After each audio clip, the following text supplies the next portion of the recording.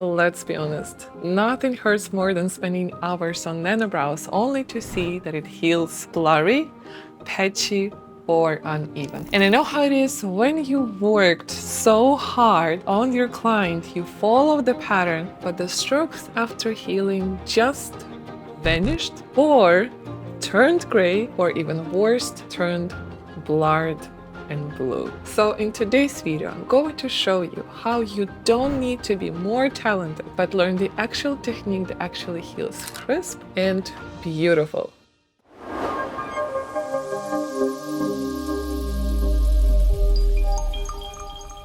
So let's dive in, and if you're new to my channel, my name is Hairstroke. I help artists skyrocket their skill with the one and only Now It's My Time program and get them booked out with my marketing program, which is the sponsor of today's video. So before we start, let's actually review why your hair stroke might heal blurry. And it comes to different factors. It could be your technique, your hand that might be not stable yet. Maybe your machine shakes too much. Maybe your needle is incorrect, or maybe even your depth, you're pressing too deep, or you don't even know how to fill the same color into the same line. So we will go step by step to see where you stuck on. So the first, let's actually discuss the topic, choosing the right needle for crisp hair stroke. So we want to make sure that your needle choice is the best. For hair stroke technique, you would want to work with 1RL. L here means long taper. Now, 1RL, we have different sizes. We have 25, 18, 35, 30 millimeter in diameter. So which needle to choose? I would suggest to start with 125. Although I know some artists start even with 118, even thinner needle. Now, 118 will be crispier if you really worry that you don't have that crisp hair stroke. You can start with 118, but also your work will be much longer. So the best is to work with 125 millimeter. I personally, by the way, work with 135. Because I find that my strokes are too thin, just because my hand got stable over the time. And if you know my story, I started with very wavy hair stroke in past, so I'm a pure proof that practice make perfect. Literally, practice make perfect to the point that I can close my eyes and I can draw a straight line, which I, by the way, will show you in this video, which does not even require a machine. It requires pencil. And I do want you to later watch this video so you can practice with a pencil, because pencil and paper you can get anytime. And if you can get down to 10 minutes of practice daily, it will make a huge difference. Because another key point of the crisp hair stroke is the hold, which I will also show in this video. So let's get back to the needles. So you can use 125 if you're experienced. 135 is not a problem at all. Do I actually use any other needles for the hair stroke technique?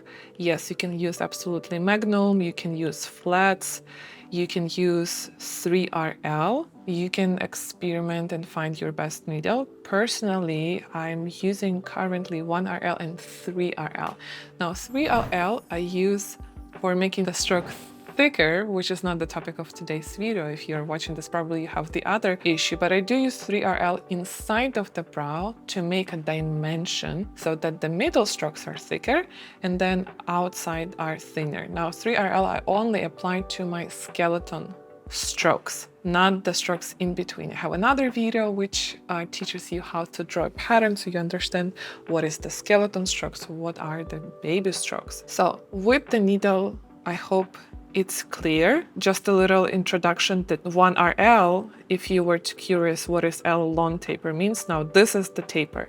So it's long, and sometimes we have short taper. So this is short, longer, and there's also medium taper. So the difference, then this one, short taper, will have a bigger, thicker needle, I would say, that goes into the skin rather this one. So the long taper will be more crispier. So you do want to choose long taper.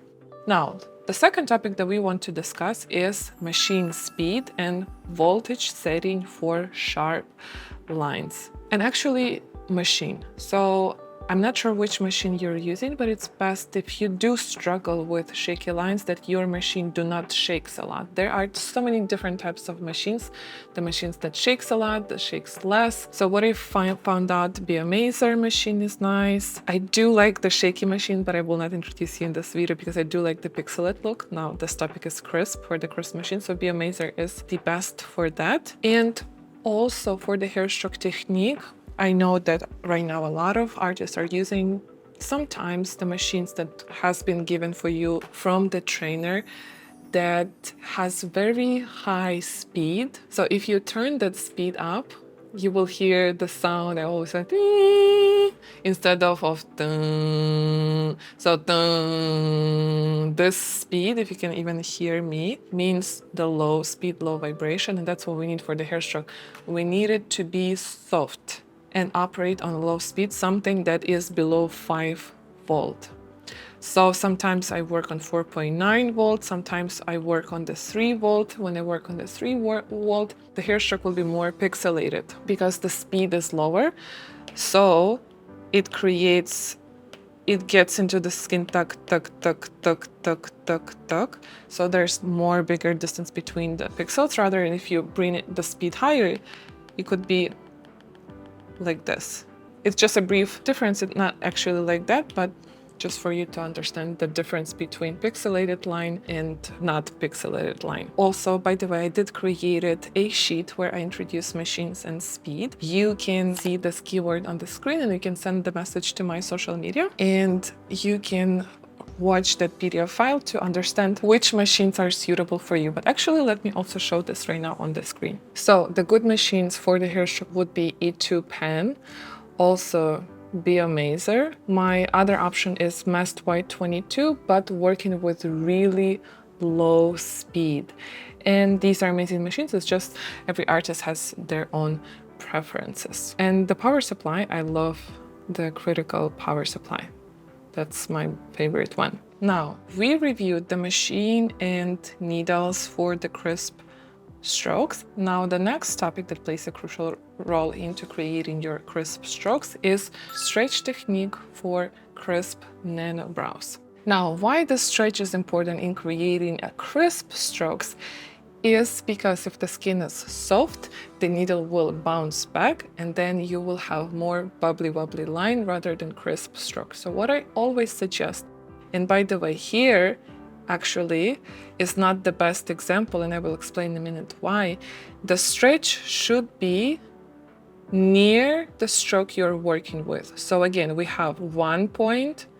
Now this finger will touch the skin into another point, and then the pinky will stretch it into the 3 directions. So this famous triangular stretch. If you are working with very stretchy skin, which is not Asian skin, which is more stretchy, you would need these 2 fingers be closer to each other and this area to be even smaller to make sure your stretch is really tight, because for the Hairstroke technique you do want to make the area very tight. And sometimes when you work on the softer parts, which is under the brow, on the bone, this area is pretty tight. You can see that I don't even have to stretch her skin much because it's all very flat and nicely and it's tight. But if you are working, let's say, on the lower strokes that are not on the bone, you would want to make these fingers closer to each other, make the area smaller, pull the skin on the bone and even further stretch with the pinky, but so that you are working on the bone, because the bone is harder, and your canvas will be harder, not softer. Again, for the crisp strokes, you want your surface be hard and not soft. So if you are stretching the skin where I see the fingers too far away, that's like this, that is a mistake. Now, why I can stretch again like this in this case, that's because of the skin is already very tight. It's a good canvas. Otherwise, I wouldn't allow myself to do so.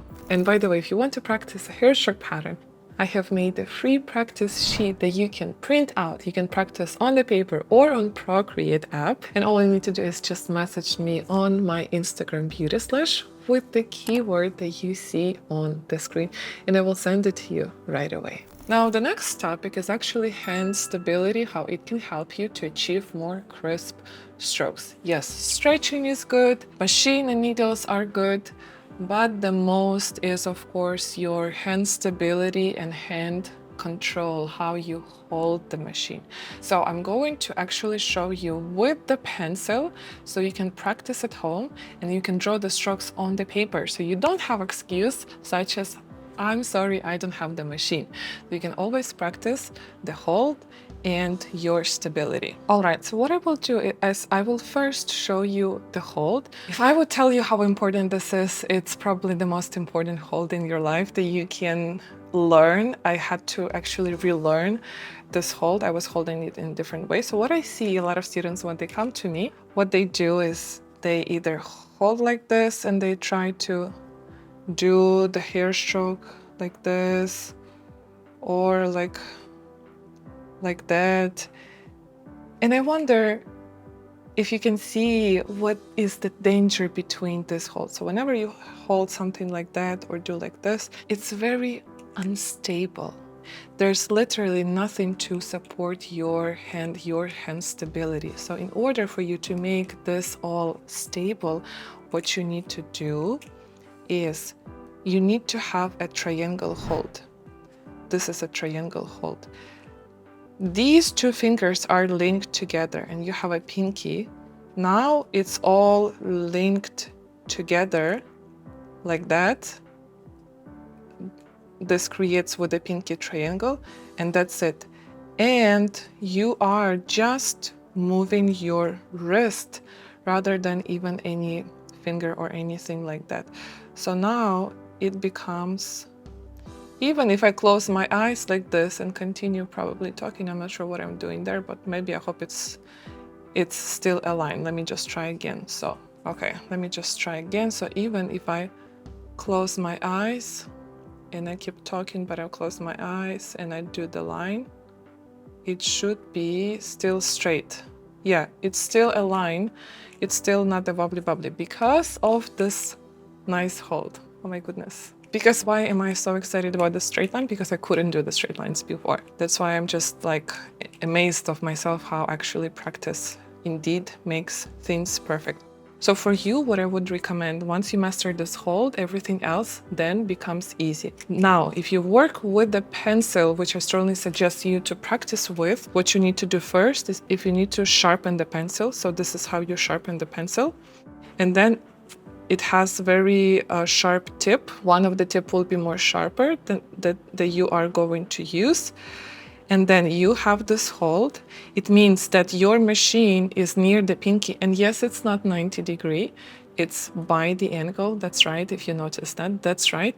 I'll create another video for you to explain why this works. You don't have to do this 90 degree. Absolutely 70 degrees is fine. And what you practice on, you can either first start drawing over the lines, 1, 2, 3, 4, move forward, 1, 2, 3, 4, move forward. So it's going to look like doing the things on one spot, 1, 2, 3, 4, 1, 2, 3, 4, 1, 2, 3, 4, 1, 2, 3, 4, 1, 2, 3, 4, 1, 2, 3, 4. Either in the free space, 1, 2, 3, 4, 1, 2, 3, 4, 1, 2, 3, 4, 1, 2, 3, 4, 1, 2, 3, 4, 1, 2, 3, 4.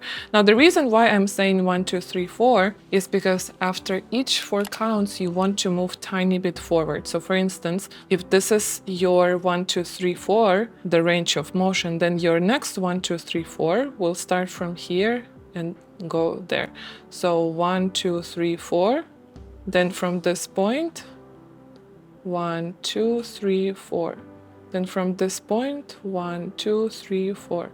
1, 2, 3, 4. 1, 2, 3, 4.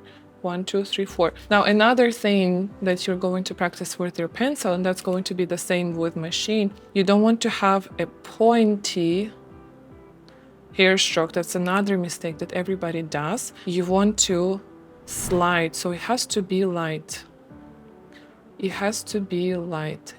It's almost like you are just scratching something from the surface. You're not scratching it this way. Kind of this moment when you breadcrumbs, you're just erasing the breadcrumbs from your paper. The same way goes with the hair stroke technique. It's just breadcrumbs, go away, go away, go away, go away, rather than doing this pointy hair stroke.